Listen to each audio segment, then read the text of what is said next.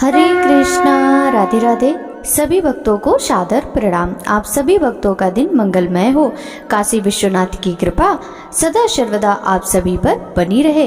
भक्तों, आज की इस वीडियो में आप श्रवण करेंगे शिव महापुराण के 12वें अध्याय की कथा। भक्तों, आज के इस अध्याय में भगवान शिव की यात्रा, त्रिपुरासुर वध, भगवान शिव द्वारा देवताओं को वरदान, वर पाकर मैं दानों का वितल लोक जाना, इंद्र को जीवन दान एवं बृहस्पति को जीव नाम देना, जलंधर की उत्पत्ति, देव जलंधर युद्ध, श्री विष्णु का लक्ष्मी को जलंधर का वध न करने का वचन देना, नारद जी का कपट जाल, दूत संवाद, शिवगढ़ों का असुरों से युद्ध, द्वंद्व युद्ध, शिव जलंधर युद्ध, वृंदा का पतिव्रत भंग, जलंधर का वध, देवताओं द्वारा शिव की स्तुति की कथा का रसपान करेंगे। तो चलिए भक्तों, वीडियो शुरू करते हैं।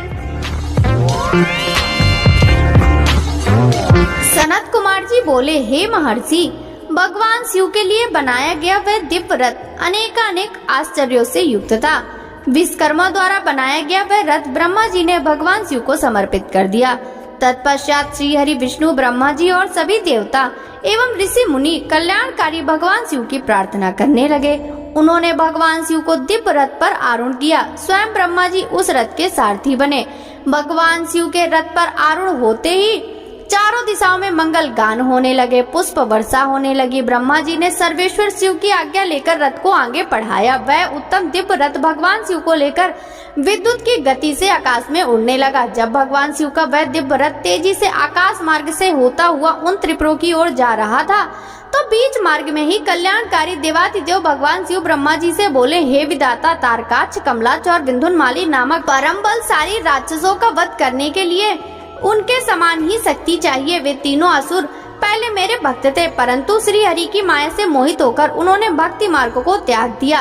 अब उन त्रिपुर स्वामियों में तामसिक प्रवृत्ति बढ़ गई है, पशुत्व बढ़ गया है। अतः उन तीनों दैत्यों का संहार करने के लिए मुझे भी पशुओं की सी शक्ति की आवश्यकता होगी। अतः आप सब देवता पशुत्व की वृद्धि करने हेतु पशुओं का आधिपत्य मुझे प्रदान करे, तभी उन असुरों का वध हो पाएगा। भगवान शिव के इस प्रकार वचन सुनकर सभी देवता चिंतित हो गए और सोच में डूब गए।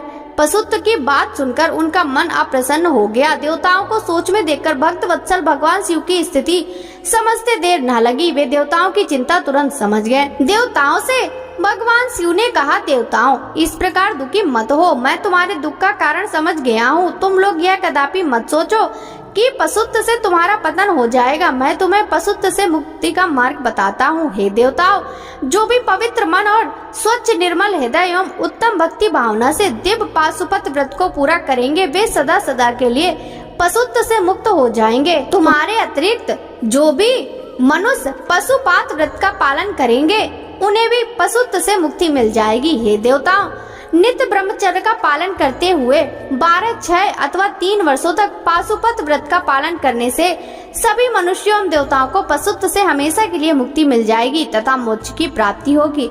उसका कल्याण होगा, क्योंकि पाशुपत व्रत परम कल्याणकारी है। भगवान शिव के इन वचनों को सुनकर ब्रह्मा जी, श्री हरि विष्णु एवं सभी देवी देवता बहुत प्रसन्न हुए और देवादिदेव भक्त वत्सल भगवान शिव की जय जयकार करने लगे। तब सब देवता प्रसन्नता पूर्वक अपने अभिष्ट कार्य की सिद्धि के लिए पशु बन गए। तब से सदाशिव पशुपति नाम से जगत में विख्यात हो गए। उनका पशुपति नाम अत्यंत कल्याणकारी एवं अभीष्ट की सिद्धि देने वाला है। उस समय भगवान शिव के स्वरूप को देखकर सभी देवता एवं ऋषिगण प्रसन्न हुए।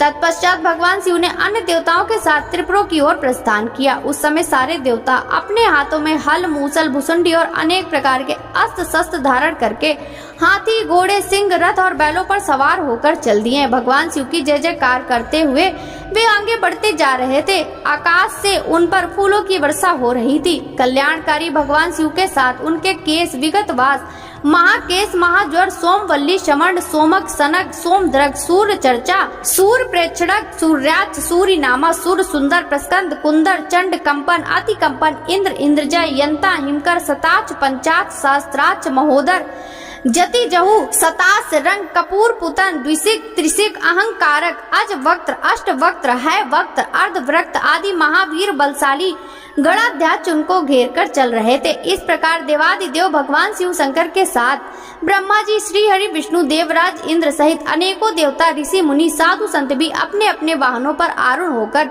त्रिपुरों के स्वामी एवं त्रिपुरों का संहार देखने हेतु उनके साथ साथ चल दिए। सनत कुमार जी बोले, जब युद्ध की सामग्रियों को साथ में लेकर भगवान सदाशिव अपने दिव्य रथ में बैठकर आकाश मार्ग से उन त्रिपुरों के निकट पहुंच गए, तब उन्होंने उन त्रिपुरों का उनके स्वामियों के साथ विनाश करने के लिए रथ के शीर्ष स्थान पर चढ़कर अपने परम दिव्य धनुष पर प्रत्यंचा चढ़ाई, परंतु उनका बाण धनुष से नहीं निकला और वे इस प्रकार उस स्थान पर स्थित हो गए। वे इसी प्रकार अनेक वर्षों तक वहीं खड़े रहे, क्योंकि गणेश जी उनके अंगूठे के प्रथम भाग में खड़े होकर उनके कार्य में विघ्न डाल रहे थे, इसलिए ही तीनों पुरों का नाश नहीं हो पा रहा था।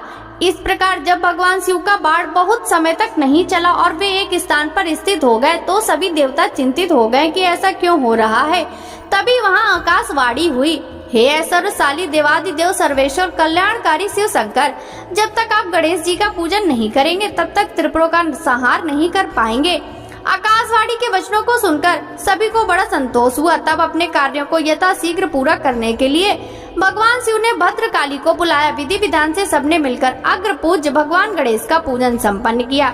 पूजन संपन्न होते ही विघ्न विनाशक गणपति प्रसन्न होकर उनके मार्ग से हट गए और उन्होंने कार्य में आने वाली सभी विघ्नों को दूर कर दिया। उनके हटते ही भगवान शिव को तारकाच, कमलाच और विंध्याचल के तीनों नगर सामने नजर आने लगे। तीनों पुर कालवश शीघ्र ही एकता को प्राप्त हुए, अर्थात मिल गए।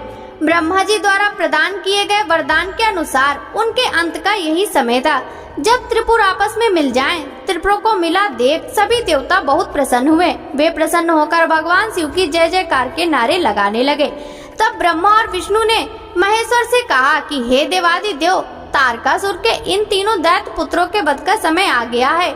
तभी ये तीनों पुर मिलकर परस्पर एक हो गए हैं। इससे पहले ये तीनों पुर फिर से अलग हो जाएं, आप इन्हें भस्म कर दीजिए और हमारे कार्य को पूर्ण कीजिए। तब भगवान शिव ने ब्रह्मा जी और श्री हरि की प्रार्थना स्वीकार करके अपने दिव्य धनुष पर पाशुपतास्त्र नामक बाण चलाया और उस समय अभिजीत मुहूर्त था। विशाल धनुष के टंकार से पूरा ब्रह्मांड गूंज उठा। तब भगवान शिव ने तारकाच, कमलाच और विंध्याचल को ललकार कर उन पर करोड़ों सूर्य के समान प्रकाशमान पशुपतास्त्र छोड़ दिया। उस बाण की नोक पर स्वयं अग्निदेव विराजमान थे। उन विष्णुमय अग्नि बाणों से त्रिपुर वासियों को दग्ध कर दिया, जिसे देखते ही देखते वे तीनों पुर एक साथ ही समुद्र से घिरी भूमि पर गिर पड़े।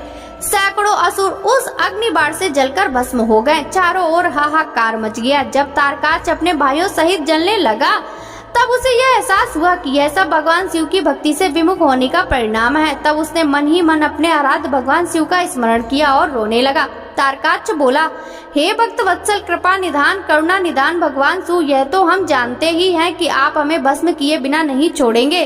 फिर भी प्रभु हम आपकी कृपा चाहते हैं, अतः आप हम पर प्रसन्न होइए। भगवान, जो मृत्यु असुरों के लिए दुर्लभ है वह हमें आपकी कृपा से प्राप्त हुई है। प्रभु, बस अब हमारी आपसे सिर्फ एक ही प्रार्थना है कि हमारी बुद्धि जन्म जन्मांतर तक आप में ही लगी रहे। यह कहकर वे सभी दानव उस भीषण अग्नि में जलकर भस्म हो गए। भगवान शिव की आज्ञा से उन पुरों के बालक, वृद्ध, स्त्रियां, पुरुष, पेड़ पौधे आदि सभी जीव जंतु अग्नि की भेंट चढ़ गए। उस भीषण अग्नि में स्थावर जंगम आदि सभी को पल भर में ही राख के ढेर में बदल दिया। पाशुपतास्त्र से प्रज्वलित अग्नि में सभी जलकर भस्म हो गए, परंतु भगवान शिव का भक्त मैं नामक दैत्य, जो असुरों का विश्वकर्मा था, जो देवों का विरोधी भी नहीं था, भगवान शिव के तेज से सुरक्षित बच गया। इस प्रकार जिन दैत्यों या प्राणियों का किसी भी स्थिति में मन धर्म के मार्ग से विचलित नहीं होता, उनका भी पतन किसी भी स्थिति में किसी के द्वारा नहीं होता। इसलिए सज्जन पुरुषों को सदैव अच्छे कर्म करने चाहिए। दूसरों की निंदा करने वालों का सदा ही विनाश होता है। अतः हम सभी को पर निंदा से बचना चाहिए और अपने बंधु बांधवों के साथ इस जगत के स्वामी भगवान शिव की आराधना में तन्मय होकर लगे रहना चाहिए।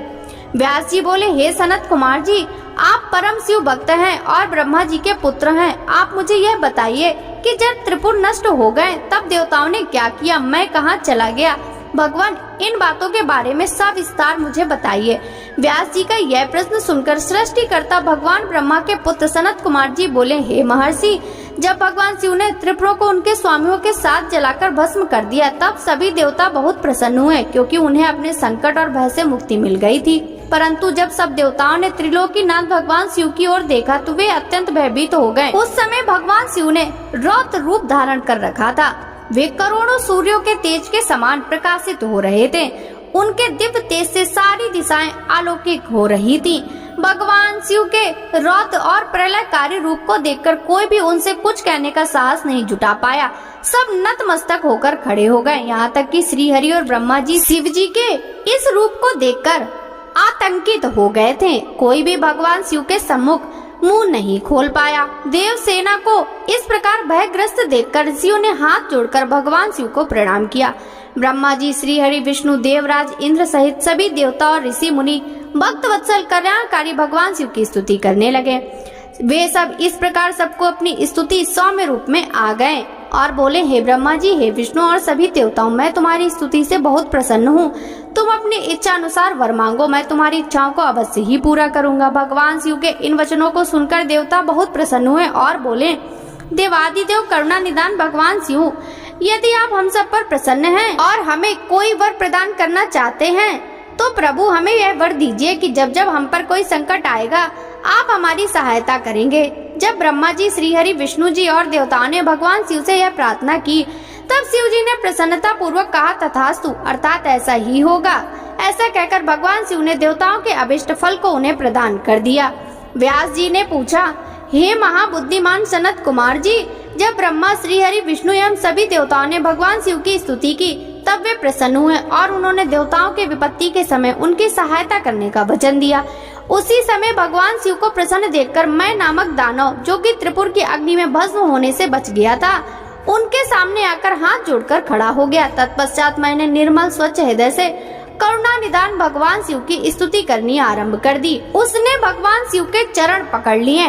मैंने भगवान शिव से कहा, हे करुणा निदान भक्त वत्सल भगवान शिव, मैं आपकी शरण में आया हूँ, एतयो आप मेरी रक्षा कीजिए। इस प्रकार मैंने प्रभु की बहुत स्तुति की। उसकी ऐसी भक्तिमयी स्तुति को देखकर भगवान शिव प्रसन्न हो गए और बोले, हे दानव श्रेष्ठ, तुम अपनी परेशानियां भूल जाओ और अपने कष्ट को त्याग दो। मैं तुम पर प्रसन्न हूँ। तुम्हारी जो इच्छा है मांग लो, मैं तुम्हारी इच्छा अवश्य पूर्ण करूँगा। भगवान शिव के ये वचन सुनकर मैं दानव की सभी चिंताएं दूर हो गयी और उसके चेहरे पर जो भय था वह भी दूर हो गया। तब वह बोला, हे देवादि देव, यदि आप मुझ पर प्रसन्न हैं और मुझे कुछ वरदान देना चाहते हैं तो मुझे अपनी शाश्वत भक्ति प्रदान कीजिए। मैं आपके मित्रों से सदैव मित्रता रखूं और आपके शत्रु मेरे भी शत्रु हों। मैं सभी प्राणियों से प्रेम और दया से मिलूं। मुझ में सदैव विनम्रता विद्यमान रहे। मुझ में कभी भी आसुरी प्रवृत्ति उदय ना हो। मैं सदैव आपके चरणों का ध्यान करता रहूं। कोई भी मुझे मेरे भक्ति मार्ग से हटा ना सके। मैं दानव की इस प्रकार प्रार्थना सुनकर भगवान शिव बहुत प्रसन्न होकर बोले, मैं तुम मेरे भक्त हो, इसलिए तुम में कभी भी कोई विकार नहीं आएगा। तुमने जो कुछ मांगा वह तुम्हें अवश्य प्राप्त होगा। तुम सदैव मेरे अनन्य भक्त बनकर रहोगे तथा मेरी विशेष कृपा तुम पर रहेगी। अब मैं तुम्हें वितल लोक जाने की आज्ञा प्रदान करता हूँ। तुम वहीं पर निर्भय होकर मेरी भक्ति में मगन रहो। भगवान शिव की आज्ञा मानकर मैं दानव वहाँ से सब देवताओं व अपने आराध भगवान शिव को प्रणाम कर वितल लोक चला गया। तत्पश्चात देवादिदेव भगवान शिव भी देवी पार्वती सहित वहाँ अंतर ध्यान हो गए। त्रिलोकीनाथ भगवान शिव के वहाँ से अंतर ध्यान होते ही उनके अभिष्ट कार्यों को पूरा करने के लिए उपलब्ध कराए गए साधन जैसे उनके धनुष, बाण, रथ आदि भी वहाँ से अदृश्य हो गए। तब वहाँ उपस्थित ब्रह्मा जी, श्री हरि, विष्णु, देवराज, इंद्र व अन्य सभी देवता, ऋषि, मुनि भी हर्ष पूर्वक अपने आराध्य भगवान शिव का गुणगान करते करते अपने लोक को चले गए। भगवान शिव के इस रुद्र रूप का स्मरण करने से शत्रुओं का विनाश होता है। महर्षि, जीव के सबसे भारी शत्रु और कोई नहीं, उसके मनोविकार ही तो हैं। इनके वशीभूत होकर जीव अपने लक्ष्य से भटककर नष्ट हो जाता है। ऐसा कहकर वह अपने इहलोक के साथ साथ परलोक को भी बिगाड़ता है। भगवान शिव आशुतोष हैं। उनकी लीलाओं को सुनने से समस्त पापों का नाश होता है और सभी अभीष्ट वस्तुओं की प्राप्ति होती है। महर्षि, इस प्रकार मैंने तुम्हें तारकाच, कमलाच और विंदुनमाली नामक तीनों महाअसुरों का संहार करने वाली भगवान शशि मौली शिव शंकर जी की लीला में कथा सुनाई है। व्यास जी बोले, हे ब्राह्मण, आपने मुझ पर कृपा करे मुझे भगवान शिव के अनेक चरित्रों को बताया। अब मैं आपसे एक कथा और जानना चाहता हूँ। मैंने पूर्व में सुना था कि भगवान शिव ने जलंधर का वध किया था। कृपा कर मुझे इस कथा के बारे में भी बताइए। सूत जी बोले कि जब व्यास जी ने महामुनि से इस प्रकार पूछा तो सनत कुमार जी बोले, हे महामुने, एक बार की बात है कि देवगुरु बृहस्पति और देवराज इंद्र भगवान शिव के दर्शन के लिए कैलाश पर्वत पर गए। तब भगवान शिव ने अपने भक्तों की परीक्षा लेने के विषय में सोचा। उन्होंने मार्ग में उन्हें रोक लिया। कैलाश पर्वत के रास्ते में वे अपना रूप बदलकर तपस्वी का वेश धारण करके बैठ गए। जैसे ही देवराज इंद्र वहां से निकले, उन्होंने तपस्वी से पूछा, भगवान शिव अपने स्थान पर ही हैं या कहीं और गए हुए हैं? यह पूछकर उन्होंने तपस्वी के उनके नाम आदि के विषय में भी जानना चाहा, परंतु तपस्वी रूप में शिव जी चुप रहे और कुछ न बोले। उन तपस्वियों को इस प्रकार अपने प्रश्न के उत्तर में चुप देखकर देवराज इंद्र बहुत क्रोधित हुए। वे बोले, अरे मैं तुमसे पूछ रहा हूँ और तू है कि उत्तर ही नहीं दे रहा। तब तपस्वी ने पलटकर पुनः उत्तर नहीं दिया। तब इंद्र ने हाथ में वज्र लेकर तपस्वी रूप धारण किए भगवान शिव पर आक्रमण कर दिया, परंतु शिव जी ने तुरंत पलटवार करते हुए इंद्र के हाथ को पीछे धकेल दिया। तब क्रोध के कारण शिव जी का रूप प्रज्वलित हो उठा और उस तेज को देखकर ऐसा प्रतीत होता था कि यह तेज सब कुछ जलाकर भस्म कर देगा। इंद्र की भुजा को झटकने से इंद्र का क्रोध भी बढ़ गया और परंतु गुरु बृहस्पति उस तेज से भगवान शिव को पहचान गए। देव गुरु बृहस्पति ने तुरंत हाथ जोड़कर देवादिदेव भगवान शिव को प्रणाम किया और उनकी स्तुति करने लगे। बृहस्पति जी ने देवराज इंद्र को भी शिव चरणों में झुका दिया और क्षमा याचना करने लगे। वे बोले कि हे प्रभु, अज्ञानतावश हम आपको पहचान नहीं पाए। भूलवश आपके अवहेलना करने का अपराध देवराज इंद्र से हो गया। हे भगवान, आप तो करुणा निदान भक्त वत्सल होने के कारण आप सदा अपने भक्तों के वश में ही रहते हैं। प्रभु, कृपा कर इंद्रदेव को क्षमा कर दीजिए। बृहस्पति के ऐसे वचन सुनकर त्रिलोकीनाथ भगवान शिव बोले कि मैं अपने नेत्रों की ज्वाला नहीं रोक सकता। तब बृहस्पति जी बोले कि प्रभु, आप इंद्रदेव पर दया कीजिए और अपने क्रोध की अग्नि को कहीं और स्थापित कर देवराज का अपराध क्षमा कीजिए। तब भगवान शिव बोले, हे बृहस्पति, मैं तुम्हारे चातुर्य से प्रसन्न हूँ। आज तुमने इंद्र को जीवन दान दिलाया, इसलिए तुम्हें जीव नाम से प्रसिद्धि मिलेगी। यह कहकर उन्होंने अपने क्रोध की ज्वाला को समुद्र में फेंक दिया। तब इंद्रदेव और देव गुरु बृहस्पति ने भगवान शिव को धन्यवाद दिया और उन्हें प्रणाम करके स्वर्ग लोक को चले गए। व्यास जी बोले, सनत कुमार जी, जब भगवान शिव ने अपने क्रोध की ज्वाला को समुद्र में प्रवाहित कर दिया तब क्या हुआ? सनत कुमार जी बोले, हे मुनि, जब भगवान शिव ने अपना क्रोध समुद्र में डाल दिया तो क्रोध की ज्वाला बालक का रूप लेकर जोर जोर से रोने लगी। उस बालक के रोने की आवाज से सारा संसार भयभीत हो गया। पूरा संसार उसकी आवाज से व्याकुल था। तब सभी चिंतित होकर ब्रह्मा जी की शरण में गए। तब सब देवताओं ने सादर ब्रह्मा जी को प्रणाम किया और उनकी स्तुति करने लगे। तत्पश्चात बोले, हे ब्रह्मा जी, इस समय हम सभी पर भारी संकट आन पड़ा है। प्रभु, आप तो सब कुछ जानते ही हैं। उस बालक ने जो समुद्र से उत्पन्न हुआ है, उसने भयंकर रुदन से पूरे संसार को आहत किया है। सभी भय से आतुर हैं। हे महायोगिन, आप उस बालक का संहार करके हमें भय मुक्त कराएं। देवताओं की इस प्रकार की प्रार्थना सुनकर ब्रह्मा जी अपने लोक से पृथ्वी लोक पर उतरकर समुद्र पर पहुँचे, जहाँ पर वह बालक विद्यमान था। ब्रह्मा जी को अपना पास आता देखकर समुद्र ने भक्ति पूर्वक उन्हें प्रणाम किया और उस बालक को ब्रह्मा जी को सौंप दिया। तब ब्रह्मा जी ने आश्चर्यचकित होकर समुद्र देव से प्रश्न किया कि यह बालक किसका है? ब्रह्मा जी के इस प्रश्न का उत्तर देते हुए समुद्र देव बोले, भगवान, यह बालक गंगा सागर की उत्पत्ति स्थल पर प्रकट हुआ है, परंतु मैं इस बालक के विषय में कुछ नहीं जानता। इस प्रकार जब ब्रह्मा जी समुद्र से बातें कर रहे थे, तब उस समय उस बालक ने ब्रह्मा जी के गले में हाथ डाल दिया और उनका गला जोर से दबा दिया, जिसकी पीड़ा स्वरूप उनकी आंखों से आंसू बहने लगे। तब ब्रह्मा जी ने यत्न पूर्वक उस बालक की पकड़ से अपने को मुक्त कराया और समुद्र से बोले कि तुम्हारे इस जातक पुत्र ने मेरे नेत्रों से जल निकाला है, अतः यह बालक जलंधर नाम से प्रसिद्ध होगा। उत्पन्न होती ही युवा हो जाने के कारण यह बालक महापराक्रमी, महाधीर, जवान, महायोद्धा और रण दुर्मुद होगा। यह बालक युद्ध में सदैव विजयी होगा, यहाँ तक कि यह भगवान श्री हरि विष्णु को भी जीत लेगा। यह बालक दैत्यों का अधिपति होगा। कोई भी मनुष्य या देवता इसका चाह कर भी कुछ नहीं बिगाड़ पाएंगे। इसका संहार केवल त्रिलोकीनाथ भगवान शिव के द्वारा ही संभव है। यह कहकर ब्रह्मा जी ने असुरों के गुरु शुक्राचार्य को बुलाया और उनके हाथों से उस बालक को दैत्यों का राजा स्वीकार करते हुए उसका राज्याभिषेक कराया। तत्पश्चात ब्रह्मा जी स्वयं वहाँ से अंतर ध्यान हो गए।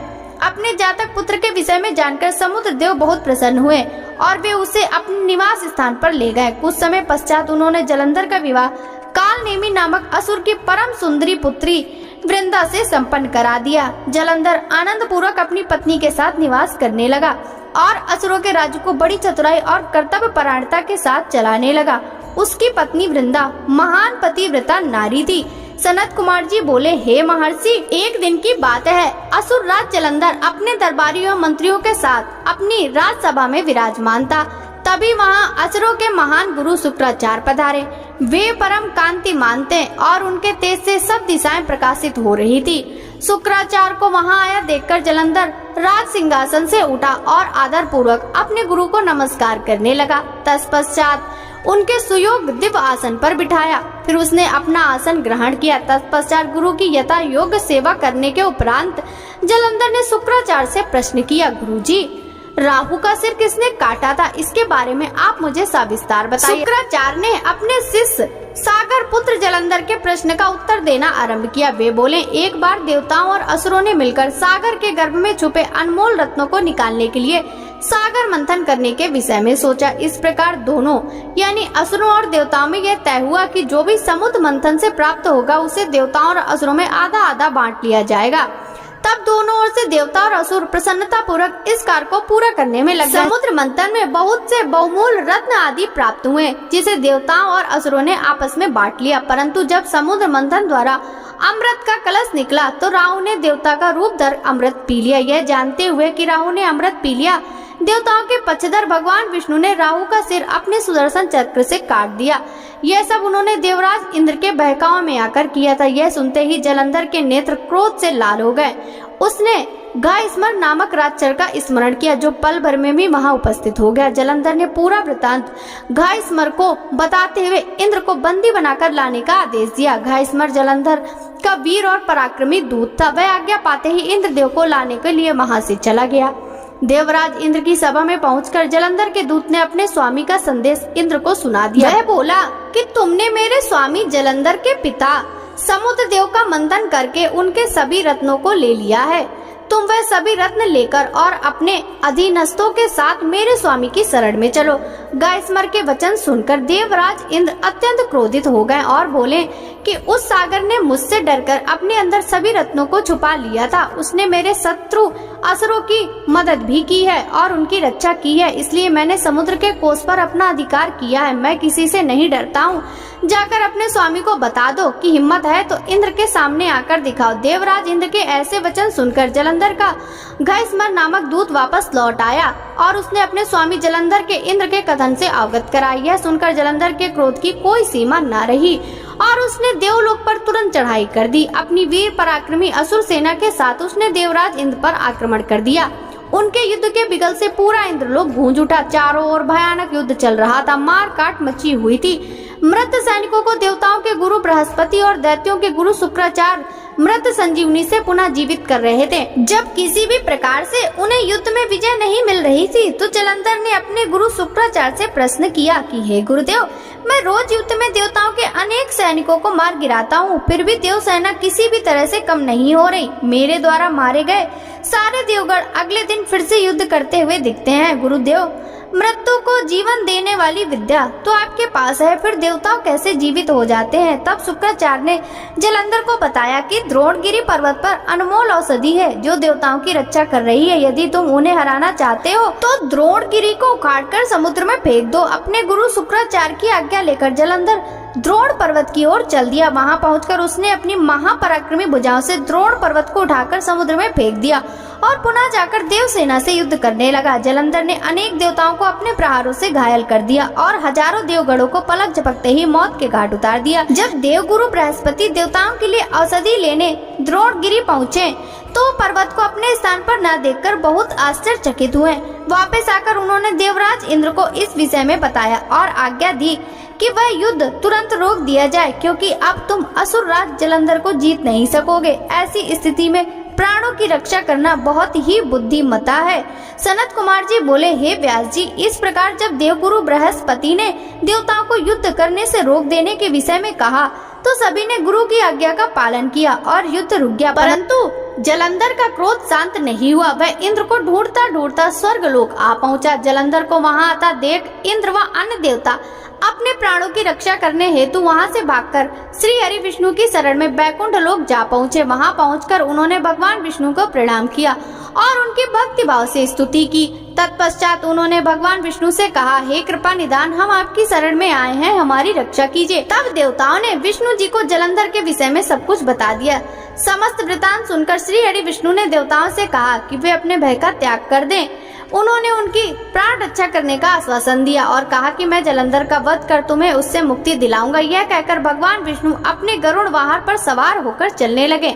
यह देखकर देवी लक्ष्मी के नेत्रों में आंसू आ गए और वे बोली, स्वामी, जलंधर समुद्र देव का जातक पुत्र होने के कारण मेरा भाई है। आप मेरे स्वामी होकर मेरे भाई को क्यों मारना चाहते हैं? यदि मैं आपको प्रिय हूँ तो मेरे भाई का वध नहीं करेंगे। अपनी प्राण वल्लभा लक्ष्मी जी के वचन सुनकर विष्णु जी बोले, देवी, यदि तुम ऐसा चाहती हो तो ऐसा ही होगा, परंतु तुम जानती हो कि पापी का नाश अवश्य होता है। तो तुम्हारा भाई जलंधर अधर्म के मार्ग पर चल रहा है और देवताओं को कष्ट पहुंचा रहा है, फिर भी मैं उसका वध अपने हाथों से नहीं करूंगा, परंतु इस समय मुझे युद्ध में जाना होगा। यह कहकर भगवान विष्णु युद्ध स्थल की ओर चल दिए।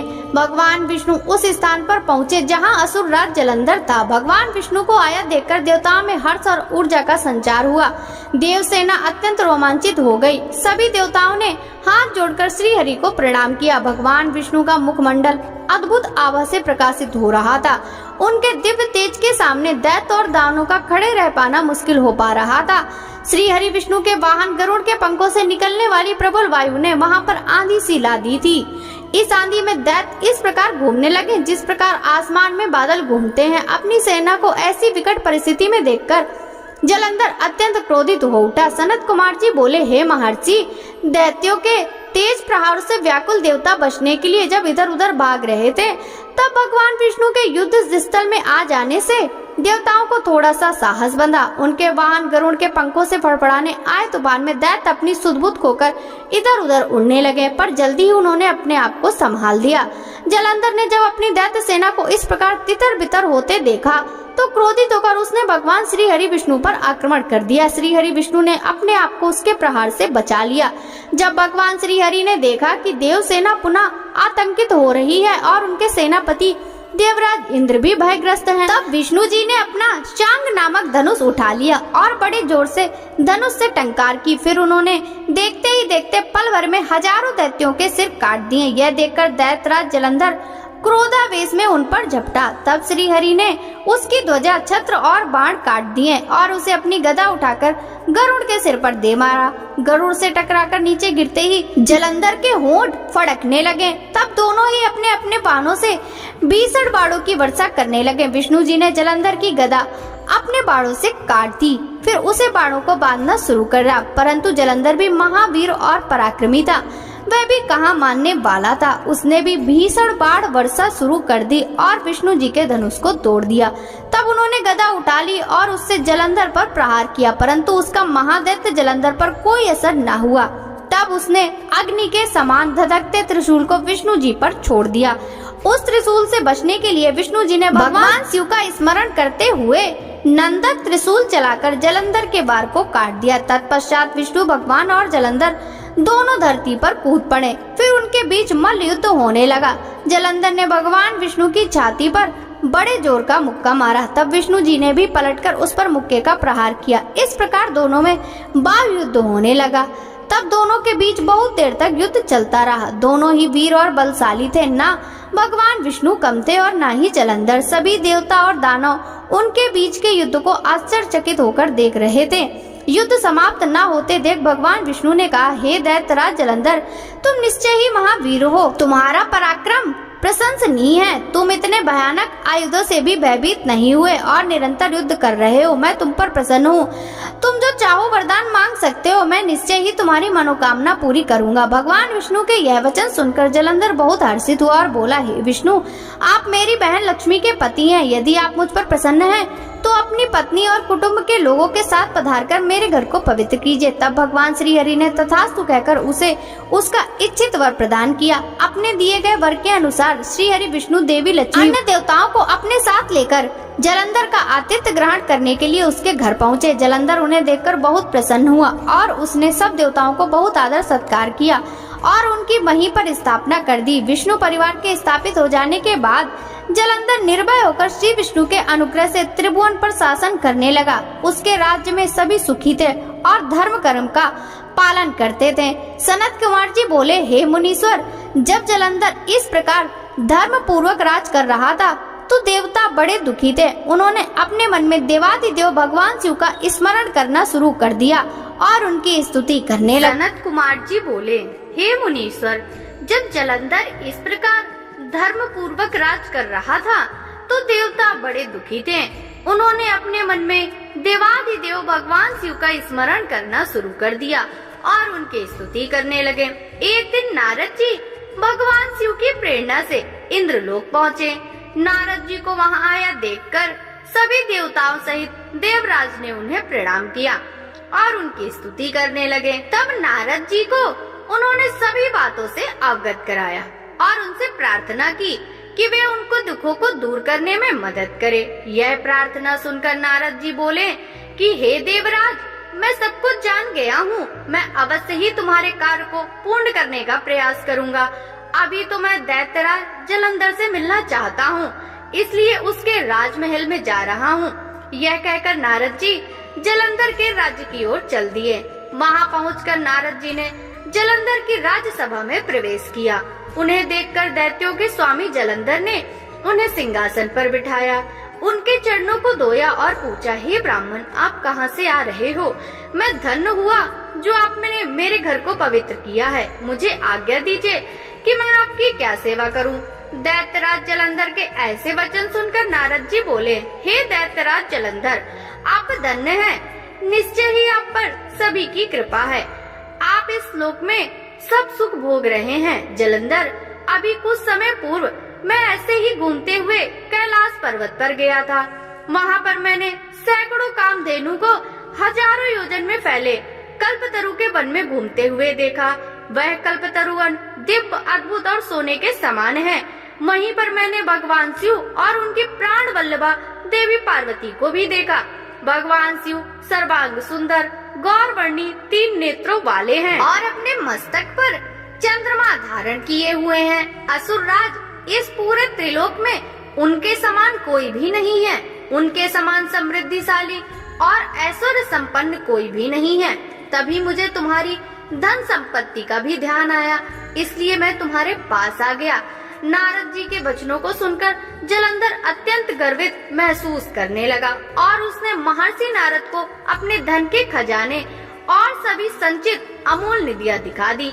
जलंधर की धन संपदा देखकर नारद जी जलंधर की प्रसन्नता करते हुए बोले, हे दैत्येंद्र, आप अवश्य ही इस त्रिलोक के स्वामी होने योग्य हैं। आपके पास ऐरावत हाथी है, उच्च श्रवा घोड़ा भी आपके पास है। कल्पवृक्ष, धन के देवता कुबेर के खजाने, रत्नों, हीरो, मणियों के अंबार आपके पास है। ब्रह्मा जी का दिव्य विमान भी आपने ले लिया है। स्वर्ग, पृथ्वी और पाताल की सभी ऐश्वर्यपूर्ण वस्तुएं और अनमोल खजाने आपके पास अंबार है। आपका धन वैभव देखकर सभी आपसे ईर्ष्या करते हैं, परंतु दैत्यराज, आपके पास भी अभी भी स्त्री रत्न की कमी है। बिना दिव्य स्त्री के पुरुष अधूरा है। उसका स्वरूप तभी पूर्ण होता है जब वह किसी स्त्री को ग्रहण करता है। इसलिए असुर राज, आप कोई परम सुंदरी ग्रहण करें, इस कमी को यथाशीघ्र पूरा करें। देवर्षि नारद की चाल भरी बातों से भला कोई कैसे बच सकता है? उन्होंने जैसा सोचा था वैसा ही हुआ। जलंधर ने नारद जी के सम्मुख हाथ जोड़कर प्रश्न किया कि महर्षि, आपके द्वारा वर्णित ऐसी सुंदर दिव्य स्त्री मुझे कहाँ मिलेगी? जो रत्नों से भी श्रेष्ठ है। यदि आप इस प्रकार के स्त्री रत्न के बारे में मुझे बता दें तो मैं उस रत्न को अवश्य ही लाकर अपने राजभवन की शोभा बढ़ाऊंगा। जलंधर की बातें सुनकर देवर्षि नारद ने कहा, हे दैत्येंद्र, ऐसा अनमोल स्त्री रत्न तो त्रिलोकीनाथ महान योगी भगवान शिव के पास है। वही उनकी परम सुंदर पत्नी देवी पार्वती, वे सर्वांग सुंदर होने के साथ साथ सर्व गुण संपन्न भी हैं। संसार की कोई भी स्त्री उनकी बराबरी नहीं कर सकती। उनका मनोहारी रूप पल भर में सबको मोहित कर सकता है। वास्तव में उनके समान कोई नहीं है। यह कहकर देवर्षि नारद ने जलंधर से आज्ञा ली और आकाश मार्ग से वापस लौट गए। व्यास जी बोले, हे सनत कुमार जी, जब देवर्षि नारद इस प्रकार दैत्यराज जलंधर को देवी पार्वती की सुंदरता और भगवान शिव के परम ऐश्वर्य और समृद्धि के बारे में बता आए, तब वहाँ क्या हुआ, दैत्यराज ने क्या किया? व्यास जी के ऐसे प्रश्न सुनकर सनत कुमार जी बोले, हे महामुनि, नारद जी के वहाँ से चले जाने पर असुर राज जलंधर ने अपने राहु नामक दूत को बुलाया और उसे भगवान शिव के निवास स्थान कैलाश पर्वत पर जाने की आज्ञा दी। जलंधर ने कहा, राहु, उस पर्वत पर एक योगी रहता है। उस जटाधारी योगी की पत्नी सर्वांग सुंदरी है। तुम्हें मेरे लिए उसी पत्नी को लाना है। अपने स्वामी जलंधर की आज्ञा पाकर वह दूत भगवान शिव के स्थान कैलाश पर्वत पर गया। महानंदी ने उस राहु नामक दूत को अंदर जाने से रोका, परंतु वह सीधा अंदर चला गया। कैलाशपति भगवान शिव के सामने उसने अपने स्वामी दैत्यराज जलंधर का संदेश शिव जी को सुना दिया। जैसे ही असुरराज जलंधर के दूत राहु ने यह संदेश त्रिलोकीनाथ भगवान शिव को सुनाया, उसी समय शिव जी के सामने की धरती फट गई और उसमें से एक भयानक गर्जना करता हुआ पुरुष प्रकट हुआ। वह पुरुष अत्यंत बलशाली और वीर जान पड़ता था। उसका मुख सिंह के समान था। ऐसा लगता था कि सिंह मानव का रूप लेकर साक्षात सामने आकर खड़ा हो गया है। वह नृसिंह रूपी पुरुष तुरंत राहु को खाने के लिए झपटा। यह देखकर राहु अपने प्राणों की रक्षा करने के लिए दौड़ा, परंतु असफल रहा। उसने राहु को कसकर पकड़ लिया। जब राहु ने देखा कि अब बचने का कोई रास्ता नहीं है, तब राहु भगवान शिव से यह प्रार्थना करने लगा कि उसके प्राणों की रक्षा करें। वह बोला, भगवान, मैं तो असुरराज जलंधर का दूत हूँ। मैंने तो सिर्फ वही कहा है जो मेरे स्वामी की आज्ञा थी। हे कृपा निधान, मेरी भूल के लिए मुझे क्षमा करे। राहु के वचन सुनकर करुणा निधान भगवान शिव ने नृसिंह रूपी पुरुष को आज्ञा दी कि वह राहु को छोड़ दे। अपने प्रभु की आज्ञा पाकर उसने राहु को छोड़ दिया। जब उसने राहु को छोड़ दिया, तब वह शिव जी से बोला, भगवान, आपकी आज्ञा मानकर मैंने इस दुष्ट को छोड़ दिया है, परंतु हे प्रभु, मैं बहुत भूखा हूँ। अब मैं क्या करूँ? क्या खाकर अपनी भूख शांत करूँ? तब भगवान शिव ने उससे कहा कि अपने हाथ पैरों के मांस को खाकर अपनी भूख शांत करो। शिव जी की आज्ञा को सिरोधार कर उसने अपने हाथ पैरों का मांस खा लिया। अब सिर्फ उसका सिर ही बचा था। यह देखकर भगवान शिव उस पर प्रसन्न हो गए और बोले, तुमने मेरी आज्ञा का पालन करके मुझे बहुत प्रसन्न किया है। तुम वाकई मेरे प्रिय हो। आज से तुम मेरे भक्तों द्वारा पूजनीय होगे। जो भी मनुष्य मेरी पूजा करेगा वह तुम्हारी भी आराधना अवश्य ही करेगा। जो तुम्हारी पूजा नहीं करेगा उस भक्त पर मेरी कृपा दृष्टि नहीं होगी। उस दिन से वह कैलाश पर्वत पर भगवान शिव का प्रिय गण बनकर रहने लगा और संसार में स्वकीर्ति मुख के नाम से प्रसिद्ध हुआ। व्यास जी बोले, हे सनत कुमार जी, असुरराज जलंधर के राहु नामक दूत का क्या हुआ? जब भगवान शिव ने राहु को अभय दान दे दिया, फिर राहु कैलाश पर्वत से कहाँ गया और उसने क्या किया, इस विषय में मुझे बताइए। महर्षि व्यास के इन वचनों को सुनकर सनत कुमार जी बोले, हे महर्षि, जब राहु नामक दूत को शिव जी ने उस पुरुष के हाथों से मुक्त करा दिया, तब राहु वहाँ से तुरंत भागकर अपने स्वामी दैत्यराज जलंधर के पास गया और वहाँ उसने अपने स्वामी को सभी बातें बता दी जो वहाँ हुई थी। उनकी सारी बातों को जानकर असुरराज जलंधर का क्रोध 7वें आसमान पर चढ़ गया। जलंधर ने अपने सेनापति और अन्य अधिकारियों को बुलाकर अपनी दैत्य सेना को युद्ध के लिए तैयार करने की आज्ञा प्रदान की। अपने स्वामी की आज्ञा पाकर कालनेमी, शुंभ निशुंभ आदि महावीर पराक्रमी दैत्य युद्ध की तैयारी करने लगे। जलंधर की विशाल चतुरंगड़ी दैत्य सेना भगवान शिव से युद्ध करने के लिए निकल पड़ी। उस सेना के साथ ही दैत्य गुरु शुक्राचार्य और राहु भी थे। इधर जब देवताओं को ज्ञात हुआ कि जलंधर अपनी सेना को साथ लेकर भगवान शिव से युद्ध करने के लिए निकल पड़ा है, तो देवराज इंद्र शिव जी को अवगत कराने के लिए कैलाश पर्वत पर गए और वहाँ उन्होंने त्रिलोकीनाथ भगवान शिव को सारी बातें बता दी।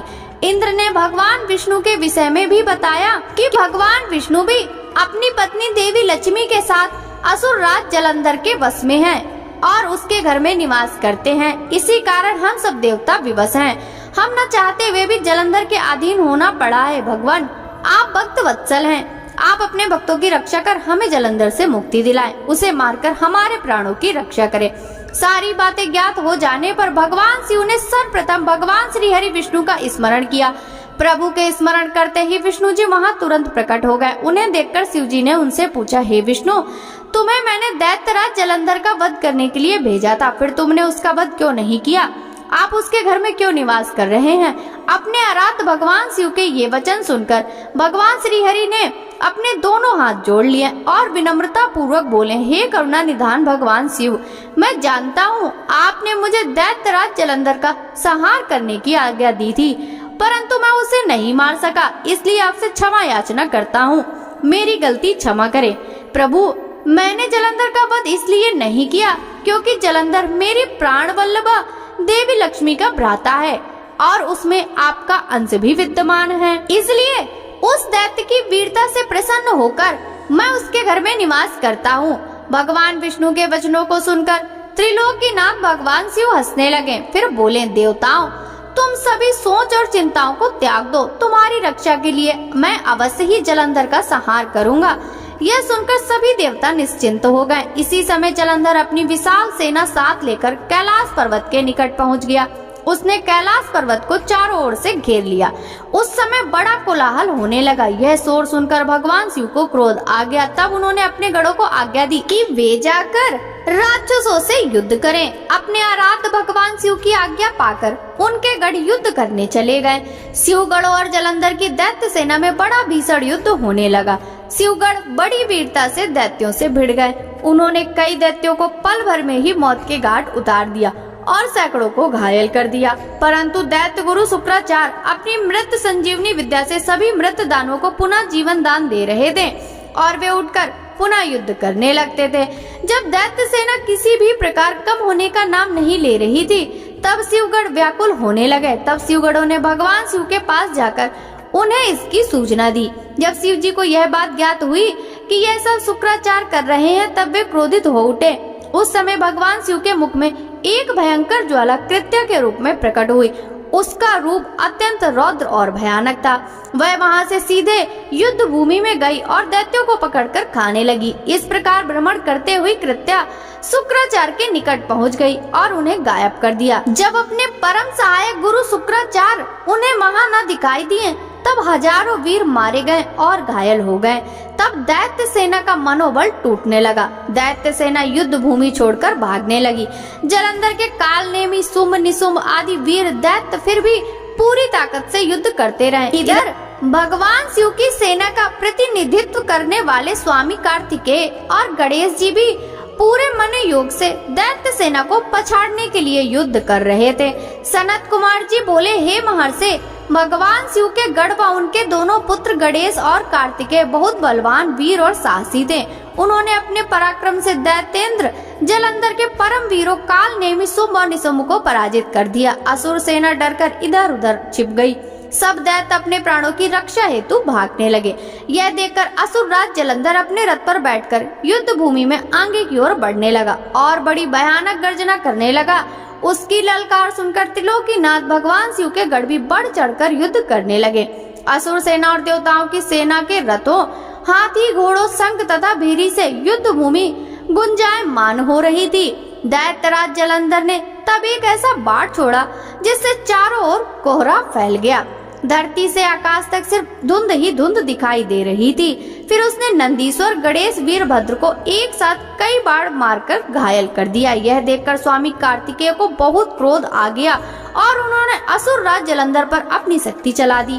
कार्तिकेय की चलाई गई शक्ति के फलस्वरूप जलंधर धरती पर गिर पड़ा, परंतु गिरते ही वह उठकर खड़ा हो गया और पूरी शक्ति के साथ पुनः युद्ध करने लगा। उसने सबसे पहला प्रहार कार्तिकेय पर ही किया और जलंधर ने अपनी गदा उठा ली और पूरे बल के साथ कार्तिकेय को मारी, जिससे कार्तिकेय अपनी चेतना खो बैठे और बेहोश होकर धरती पर गिर पड़े। यह दृश्य देखकर गणेश और नंदी भी चिंतित हो उठे।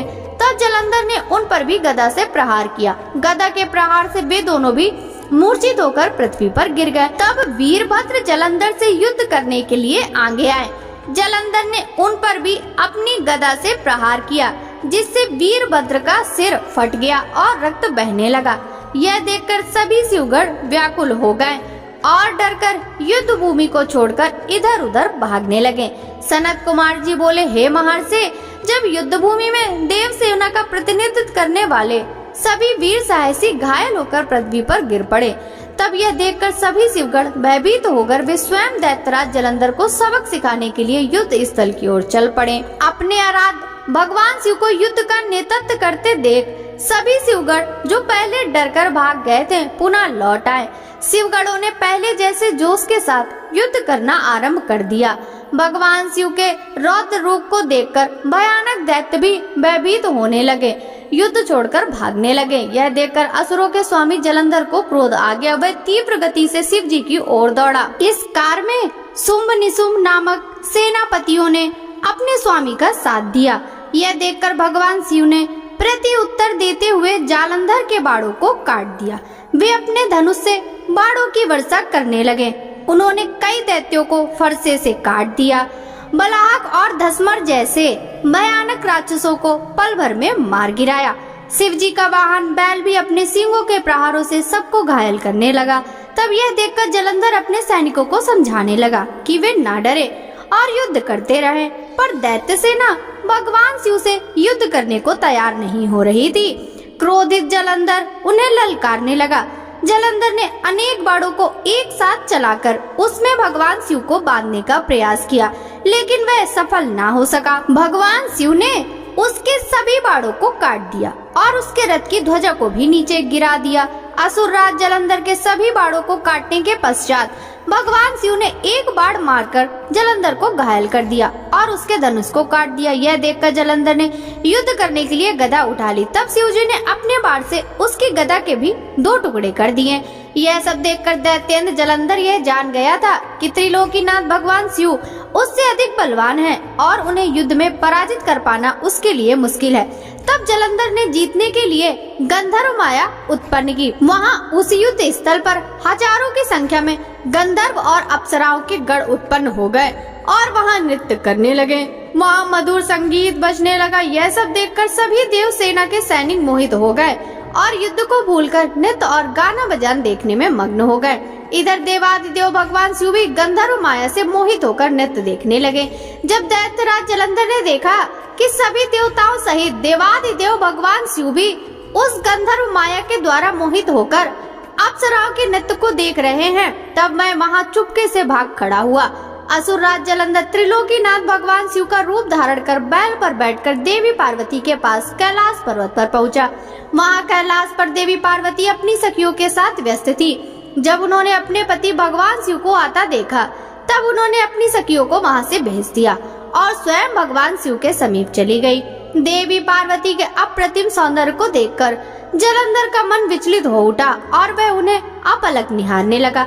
जलंधर के इस प्रकार के व्यवहार को देख पार्वती को यह समझते हुए देर नहीं लगी कि वह कोई बहरूपिया है जो भगवान शिव का रूप धारण कर उन्हें ठगने आया है। यह विचार मन में आते ही देवी पार्वती वहां से अंतर ध्यान हो गयी। तब वे वहां एक अन्य स्थान पर पहुंची और उन्होंने श्री हरि विष्णु का स्मरण करके उन्हें वहां बुलाया। विष्णु जी ने वहां पहुंचकर देवी को नमस्कार किया और उनसे प्रश्न किया कि क्या आप जलंधर के इस कार्य को जानती हैं? देवी पार्वती के इस प्रश्न को सुनकर श्री विष्णु ने हाथ जोड़ लिया और बोले, हे माता, आपकी क्या आज्ञा है? मैं उस दुष्ट को किस प्रकार का दंड दूं? तब देवी ने कहा कि आप जो उचित समझे वह करे। तब श्री विष्णु जलंधर को चलने के लिए उसके नगर की ओर चल दिए। व्यास जी बोले, सनत कुमार जी, जब माता पार्वती की आज्ञा पाकर भगवान विष्णु सागर पुत्र जलंधर की नगरी को चले गए, तब फिर आगे क्या हुआ? उन्होंने वहां जाकर क्या किया?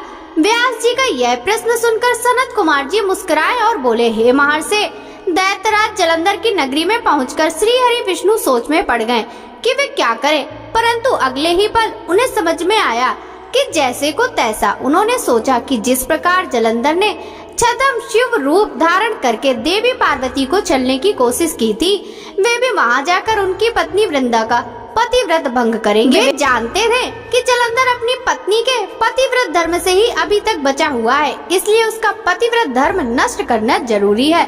मन में यह विचार आते ही वे नगर के राज उद्यान में जाकर ठहर गए। दूसरी ओर दैत्यराज जलंधर की पतिव्रती पत्नी वृंदा अपने कक्ष में सो रही थी। भगवान श्री हरि विष्णु की माया के फलस्वरूप उन्होंने रात्रि में एक सपना देखा।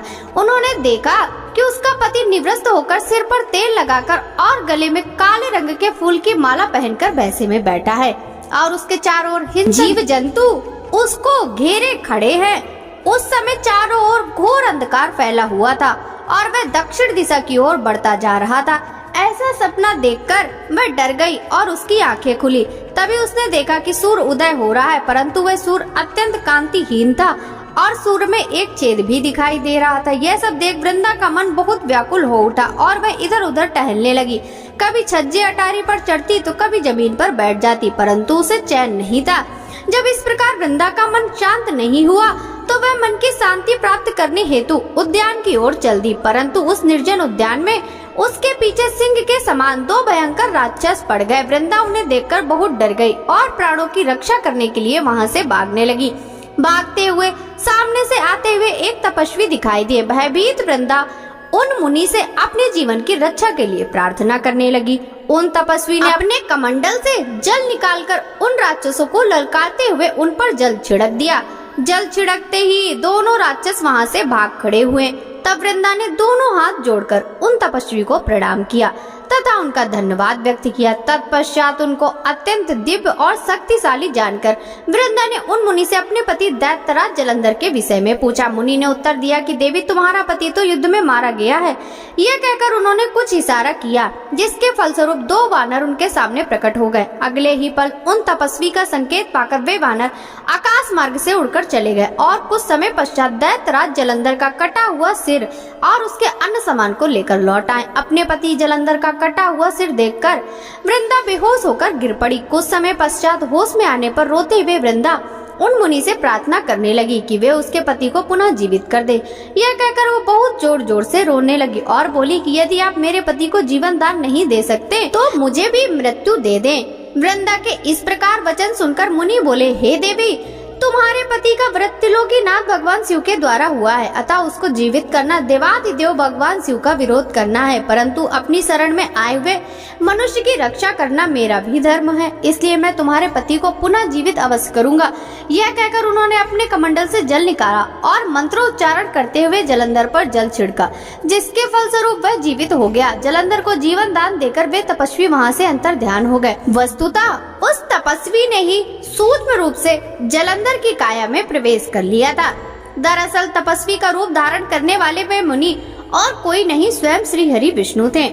अपने पति को अपने पास देखकर देवी वृंदा बहुत खुश हुई और तुरंत अपने पति के गले लग गई। उसने उन सब बातों को भयानक स्वप्न समझकर भुला दिया और बहुत समय तक उस छद्म वेशधारी जलंधर के साथ वन में रमण करती रही, परंतु माया की माया भला कब तक छिप सकती थी। एक दिन वृंदा को ज्ञात हो गया कि उसके साथ विहार करने वाला पुरुष और कोई नहीं, श्री हरि स्वयं विष्णु है, जो कि उसके पति का रूप धारण कर उसे छल रहे हैं। यह सारी सच्चाई जानकर देवी वृंदा बहुत दुखी हुई। तब वह श्री हरि विष्णु से बोली, तुमने एक पराई स्त्री का उसका पति बनकर उपभोग किया है, तुम्हें धिक्कार है। मैं किस प्रकार अपने पति का सामना कर सकती हूँ? अब मुझे जीवित रहने का कोई अधिकार नहीं है, पर तुम्हें तुम्हारी करने की सजा अवश्य ही मिलेगी। तुमने मुझे अबला जानकर मेरा इस्तेमाल किया है। मैं तुम्हें साफ देती हूँ कि जिन राक्षसों से तुमने डरकर मेरा विश्वास जीता था, वे ही राक्षस तुम्हारी पत्नी का भी हरण करेंगे और तुम उनके वियोग में हर ओर भटकते रहोगे। तभी ये वानर तुम्हारी सहायता करेंगे। मेरा अगला जन्म तुलसी के रूप में होगा और मेरी संजीवनी शक्ति ही मेरी पतिव्रता का प्रमाण होगी। भगवान श्री हरि विष्णु को इस प्रकार साप देकर असुर श्रेष्ठ जलंधर की पत्नी वृंदा ने अग्नि में प्रवेश किया और उसमें अपने प्राणों की आहुति दे दी। उस अग्नि में से एक तेज प्रकट हुआ और वह जाकर देवी पार्वती में समा गया। व्यास जी बोले, हे तात, उधर जब असुरराज जलंधर द्वारा फैलाई गई गंधर्व माया से मोहित होकर सभी देवताओं सहित भगवान शिव भी युद्ध को भूलकर अप्सराओं का नृत्य गान देखने में व्यस्त हो गए, तब क्या हुआ। उधर जब जलंधर को पहचान कर देवी पार्वती कैलाश पर्वत से अंतर ध्यान हो गई, तब वहाँ क्या हुआ, भगवान शिव ने क्या किया। सनत कुमार जी बोले, हे महर्षि, जब जलंधर को अपने सामने भगवान शिव के रूप में देखकर देवी पार्वती ने यह जान लिया कि वह कोई बहरूपिया है, तो वे तुरंत वहाँ से अंतर ध्यान हो गयी। उनके अंतर ध्यान होते ही सारी माया वहाँ से गायब हो गई। माया के गायब होते ही सभी देवता अपने अपने होश में आ गए।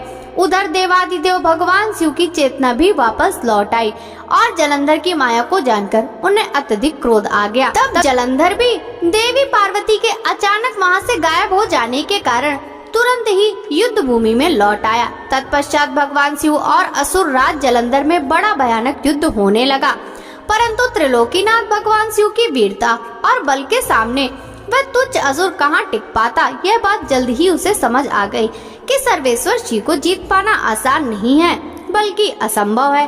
तब असुर राज जलंधर ने भगवान शिव को जीतने के लिए माया का सहारा लिया। उसने तुरंत माया द्वारा पार्वती को प्रकट किया और उन्हें अपने रथ पर बांध लिया। जलंधर के दो सेनापति शुंभ और निशुंभ अपने हाथों में भयानक अस्त्र लेकर देवी पार्वती को मारने के लिए उन पर झपट रहे थे और देवी पार्वती रोते हुए अपनी सहायता के लिए अपने आराध्य भगवान शिव को पुकार रही थी। यह दृश्य देखकर भगवान शिव भी अत्यंत चिंतित हो गए। अपनी प्राण वल्लभा देवी पार्वती को इस प्रकार कष्ट में देखकर वे व्याकुल हो उठे। तब अपनी प्रिया पार्वती को दैत्येंद्र जलंधर से मुक्त दिलाने हेतु उन्होंने बड़ा भयंकर रूप धारण कर लिया। उनका वह रुद्र रूप देखकर राक्षसी सेना भयभीत होकर इधर उधर भागने लगी और छिपने का प्रयास करने लगी। उधर दैत्य सेना के प्रधान शुंभ और निशुंभ भी डर गए और युद्ध से बचने की कोशिश करने लगे। उनके भयभीत होते ही जलंधर की माया समाप्त हो गई। युद्ध में हाहाकार मच गया, सब इधर उधर दौड़ रहे थे। जब शुंभ निशुंभ भी अपने प्राणों की रक्षा के लिए भाग रहे थे, तब भगवान शिव ने उन्हें ललकारा, परंतु वे फिर भी युद्ध के लिए तत्पर न हुए। भगवान शिव बोले, तुम तो देवी पार्वती को मारने बढ़ रहे थे, अब क्यों डरकर भाग रहे हो? आओ और मेरे साथ युद्ध करके अपनी वीरता का परिचय दो। भगवान शिव के वचनों का उन दोनों पर कोई भी प्रभाव नहीं पड़ा और वे भागते रहे। तब क्रोधवश भगवान शिव ने शुंभ निशुंभ को शाप देते हुए कहा, अये दुष्ट असुरों, युद्ध में कभी भी पीठ दिखाने वालों पर वार नहीं करना चाहिए, इसलिए मैं तुम दोनों को छोड़ रहा हूँ। परंतु जिनको तुम मारने का प्रयत्न कर रहे थे वे ही देवी पार्वती तुम दोनों का एक ही दिन वध करेंगी। भगवान शिव के इन वचनों को सुनकर क्रोध से भरा जलंधर उन पर झपटा। उसने भयानक बाढ़ चलाकर पूरी पृथ्वी पर अंधकार कर दिया। इससे भगवान शिव का क्रोध अत्यधिक बढ़ गया और उन्होंने अपने चरणांगुष्ठ से बने हुए सुदर्शन चक्र को चला दिया। उस चक्र ने तुरंत जलंधर के सिर को उसके धड़ से अलग कर दिया। जब चक्र ने असुर राज जलंधर का सिर कटा तो बहुत भयानक ध्वनि हुई और महादानव जलंधर पल भर में ही ढेर हो गया। जिस प्रकार काजल का विशाल पर्वत दो टुकड़ों में विभक्त हो गया था, उसी प्रकार जलंधर का शरीर भी दो टुकड़ों में बट गया। सारे युद्ध भूमि में रक्त फैल गया। भगवान शिव की आज्ञा से जलंधर का रक्त और मांस महारौरों में जाकर रक्त का कुंड बन गया। दैत्यराज जलंधर के शरीर से निकला अद्भुत तेज उस समय भगवान शिव के शरीर में प्रवेश कर गया। जलंधर का वध होते ही चारों ओर हर्ष की लहर दौड़ गई। सभी देवता ऋषि मुनि बहुत प्रसन्न हुए। अप्सराएं और गंधर्व मंगल गान गाने लगे। सारी दिशाओं से भगवान शिव पर फूलों की वर्षा होने लगी। सनत कुमार जी बोले, हे महर्षि, इस प्रकार दैत्यराज जलंधर का देवादिदेव भगवान शिव के हाथों से वध देखकर सब ओर प्रसन्नता छा गई। सभी देवताओं सहित ब्रह्मा जी और श्री हरि विष्णु भी हर्षित हुए। तब वे करुणा निधान भगवान शिव को धन्यवाद देने लगे और उनकी स्तुति करने लगे। बोले, हे करुणा निधान, हे कृपा निधान देवादिदेव भगवान शिव, आप प्रकृति से परे हैं। भगवान आप ही परम ब्रह्म परमेश्वर हैं। प्रभु, हम सब देवता आपके दास हैं और आपकी आज्ञा की पूर्ति करने हेतु कार्य करते हैं। हे देवेश, आप हम पर प्रसन्न हो। हे प्रभु, जब भी देवताओं पर कोई विपत्ति पड़ी आपने हमारी सहायता की और हमें अनेक दैत्यों के अत्याचारों से मुक्ति दिलाई है। हम सदा ही आपके चरणों की वंदना करते हैं और आपके अनोखे दिव्य स्वरूप का ही स्मरण करते हैं। आपके ही कारण हमारा भी अस्तित्व है। आपके बिना हम कुछ भी नहीं हैं। आप भक्त वत्सल हैं और सदा ही अपने भक्तों का हित करते हैं। इस प्रकार भगवान शिव की वंदना करके सभी देवता चुप हो गए और हाथ जोड़कर खड़े हो गए। तब भगवान शिव बोले, हे देवताओं, मैं तुम्हारी आराधना से बहुत प्रसन्न हूँ। मैं तुम्हें वरदान देता हूँ कि मैं हमेशा तुम्हारे अभिष्ट कार्यों की सिद्धि करूँगा। तुम्हारे दुखों को मैं सदा दूर करूँगा। इसके अतिरिक्त तुम और कुछ भी चाहो तो मुझसे मांग सकते हो। परंतु उन्होंने उनकी कृपा दृष्टि बनाए रखने के अतिरिक्त उनसे कुछ नहीं मांगा। तब उन देवताओं को आवश्यकता पड़ने पर उनकी मदद करने का आश्वासन देकर देवादिदेव भगवान शिव वहां से अंतर ध्यान हो गए। इस प्रकार जब त्रिलोकीनाथ भक्त वत्सल शिव ने देवताओं को उनकी सहायता का आश्वासन दिया तो सभी देवता हर्ष से फूले नहीं समाये और भगवान शिव की महिमा का गुणगान और जय जयकार करते हुए प्रसन्नता पूर्वक अपने अपने धाम को वापस चले गए। व्यास जी बोले, हे ब्रह्मा पुत्र सनत कुमार जी, जब भगवान श्री हरि विष्णु की माया से मोहित होकर जलंधर पत्नी वृंदाछद्म देश धारण करे हुए विष्णु जी को अपना पति मानकर उनके साथ रमण करने लगी, तब श्री हरि की भी प्रीति उनसे जुड़ गई। सच्चाई जान लेने के बाद कि जलंधर के रूप में भगवान श्री हरि ने उनके साथ छल किया है, उसने अग्नि में जलकर अपने प्राणों की आहुति दे दी। फिर आगे क्या हुआ भक्तों, आगे की कथा का वृतांत हम कल के अध्याय में श्रवण करेंगे। शिव महापुराण की यह कथा यदि आपको अच्छी लगी हो तो इस वीडियो को लाइक कर ज्यादा से ज्यादा भक्तों के साथ शेयर कीजिएगा, जिससे भगवान शिव की कृपा दृष्टि सदा सर्वदा उन सभी पर बनी रहे। आपसे मिलते हैं शिव पुराण के अगले अध्याय की कथा के साथ। सभी भक्तों को हरे कृष्णा, राधे राधे, हर हर महादेव।